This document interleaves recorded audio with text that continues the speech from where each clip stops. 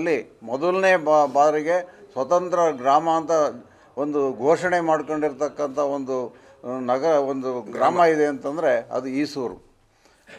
ಆ ಸಂದರ್ಭದಲ್ಲಿ ಶಿಕಾರಿಪುರದ ತಹಶೀಲ್ದಾರರು ಮತ್ತು ಸಬ್ ಇನ್ಸ್ಪೆಕ್ಟರ್ ಇಬ್ಬರೂ ಅಲ್ಲಿನ ಗ್ರಾಮಕ್ಕೆ ಬಂದಾಗ ಆ ಗ್ರಾಮದಲ್ಲಿ ಅವ್ರಿಗೆ ಒಳಗಡೆ ಬರೋದಕ್ಕೆ ಪ್ರವೇಶ ಕೊಡೋಲ್ಲ. ಆದರೂ ಸಹ ಅವರು ಬರ್ತಾರೆ, ಪೊಲೀಸ್ ಫೋರ್ಸ್ ತಗೊಂಡು ಅವರಿಗೆ ಖಾದಿ ಟೋಪಿಯನ್ನು, ಗಾಂಧಿ ಟೋಪಿಯನ್ನು ಹಾಕೋದಕ್ಕೆ ಪ್ರಯತ್ನವನ್ನು ಮಾಡ್ತಾರೆ. ಗಲಭೆ ಪ್ರಾರಂಭ ಆಗುತ್ತೆ. ಆ ಗಲಭೆಯಲ್ಲಿ ತಹಶೀಲ್ದಾರ್ ಮತ್ತು ಸಬ್ ಇನ್ಸ್ಪೆಕ್ಟ್ರು ಅವ್ರು ಹತರಾಗ್ತಾರೆ. ಅವರು ಕೆಂಚೇಗೌಡ. ಆವಾಗ ಬ್ರಿಟಿಷ್ ಸರ್ಕಾರ ಸುಮ್ಮನಿರಲ್ಲ, ಹೆಚ್ಚಿನ ಒಂದು ಪೊಲೀಸರನ್ನು ಕಳಿಸಿ ಆ ದಂಗೆಯನ್ನು ಅಡಗಿಸೋದಕ್ಕೆ ಪ್ರಯತ್ನವನ್ನು ಮಾಡ್ತಾರೆ. ಆ ಸಂದರ್ಭದಲ್ಲಿ 50 ಜನರನ್ನು ಅವರು ಬಂಧಿಸಿ ಸೆರೆಮನೆಗೆ ಕಳಿಸ್ತಾರೆ. ಅದರಲ್ಲಿ ಭಾಳ ಮುಖ್ಯವಾಗಿರ್ತಕ್ಕಂಥ 5 ಜನರಿಗೆ ಗಲ್ಲು ಶಿಕ್ಷೆ ಆಗುತ್ತೆ. ಆ 5 ಜನ ಗಲ್ಲು ಶಿಕ್ಷೆಯನ್ನು ಬೆಂಗಳೂರಿನಲ್ಲಿ ಮಾಡ್ತಾರೆ. ಬೆಂಗಳೂರಿನಲ್ಲಿ ಆ 5 ಜನ ಹುತಾತ್ಮರಾಗ್ತಾರೆ. ಅವರ ಒಂದು ನೆನಪಿಗೋಸ್ಕರವಾಗಿ ಈಸೂರಿನಲ್ಲಿ ಒಂದು ಸರ್ಕಾರ ಸ್ಮಾರಕವನ್ನು ರಚನೆ ಮಾಡಿದೆ. ಅತ್ಯಂತ ಅದ್ಭುತವಾಗಿರ್ತಕ್ಕಂಥ ಸ್ಮಾರಕ. ಆ ಸ್ಮಾರಕ ಭವನದಲ್ಲಿ ನಾವು ಈ ಕಾರ್ಯಕ್ರಮವನ್ನು ಹಮ್ಮಿಕೊಂಡಿದ್ದೀವಿ. ಈ ಕಾರ್ಯಕ್ರಮದ ರೂಪುರೇಷೆಯನ್ನು ನಿಮಗೆ ಇನ್ವಿಟೇಷನ್ ಆಹ್ವಾನ ಪತ್ರಿಕೆಯಲ್ಲಿ ತಿಳಿಸಿದ್ದೀವಿ. ಅದು 29ನೇ ತಾರೀಕು ಒಂದು ನಾಟಕ ಇದೆ. ಇದು ಭಾಳ ವಿಶೇಷವಾಗಿರ್ತಕ್ಕಂಥ ನಾಟಕ. ಯಾಕೆ ಅಂತಂದರೆ, ಒಬ್ಬ ಮಹಾರಾಷ್ಟ್ರದ underworld don Lakshman Tukaram Gole ಅಂತ ಆ ವ್ಯಕ್ತಿ ಅನೇಕ ಹಾಫ್ ಮರ್ಡರು, ದೊಡ್ಡ ದೊಡ್ಡ ಕ್ರಿಮಿನಲ್ಗಳ ಜೊತೆ ಸೇರಿಕೊಂಡು ಈ ಚಟುವಟಿಕೆಗಳನ್ನು ಮಾಡಿರ್ತಾನೆ. ಅವನನ್ನು ಜೈಲಿಗೆ ಹಾಕಿರ್ತಾರೆ. ಜೈಲಿನಲ್ಲಿದ್ದಾಗ ಅವನು ಗಾಂಧೀಜಿಯವರ ಜೀವನ ಚರಿತ್ರೆಯನ್ನು ಓದ್ತಾನವನು.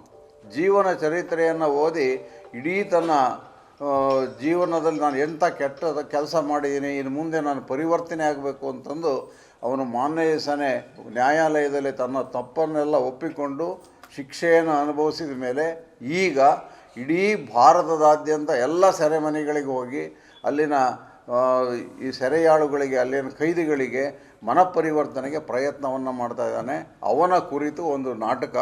ಅದಕ್ಕೆ ಹೆಸರು ಮನುಜ ಮತ ಗಾಂಧಿ ಪಥ ಅಂತ. ಅದನ್ನು ಸಹ್ಯಾದ್ರಿ ರಂಗತರಂಗದವರು ಕಾಂತೇಶ್ ಕದರಮಂಡಲಿಗೆಯವರ ನಿರ್ದೇಶನದಲ್ಲಿ ಅವತ್ತು ಮೊಟ್ಟ ಮೊದಲ ಪ್ರದರ್ಶನ ನಡೀತಾ ಇದೆ.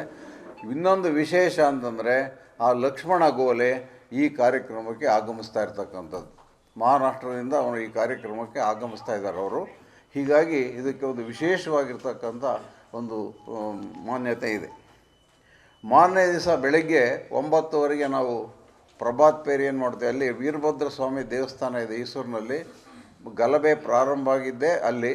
ಮತ್ತು ಅಲ್ಲೇ ಈ ಪೊಲೀಸ್ನು ಸಬ್ ಇನ್ಸ್ಪೆಕ್ಟ್ರು ಮತ್ತು ಚನ್ನಕೃಷ್ಣಯ್ಯ ಅಂತ ಒಬ್ಬರು ತಹಶೀಲ್ದಾರ್ ಹತರಾಗಿರ್ತಕ್ಕಂಥ ಜಾಗ ಅದು.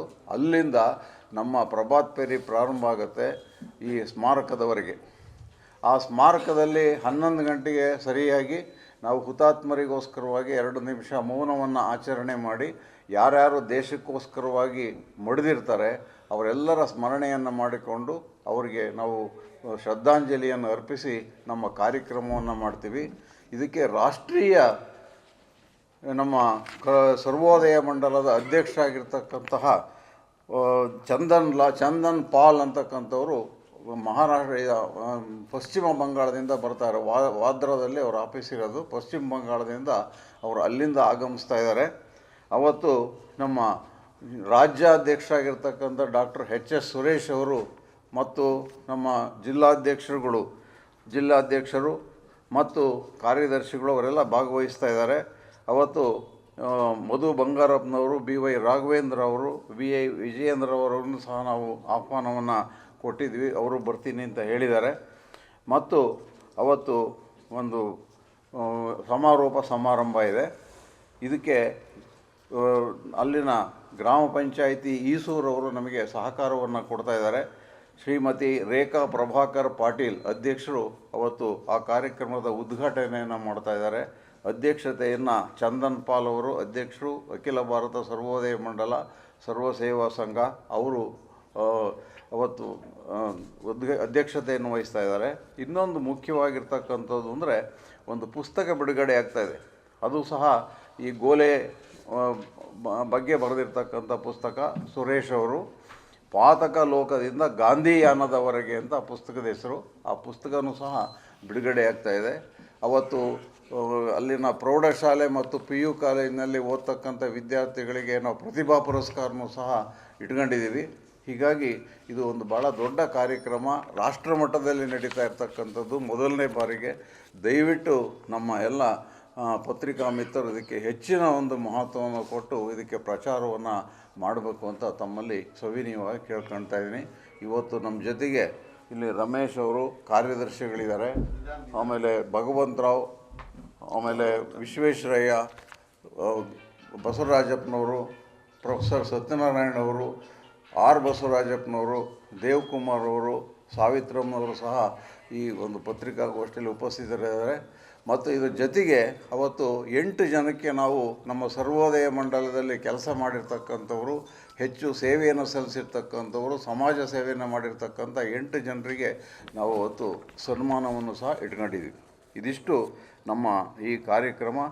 ಅವತ್ತು 2 ದಿವಸದ ಕಾರ್ಯಕ್ರಮ ನಡೀತಾ ಇದೆ. ದಯವಿಟ್ಟು ತಾವು ಸಹ ಆಗಮಿಸಬೇಕು ಅಂತ ಮತ್ತೊಮ್ಮೆ ಕೇಳ್ಕೊಳ್ತಾ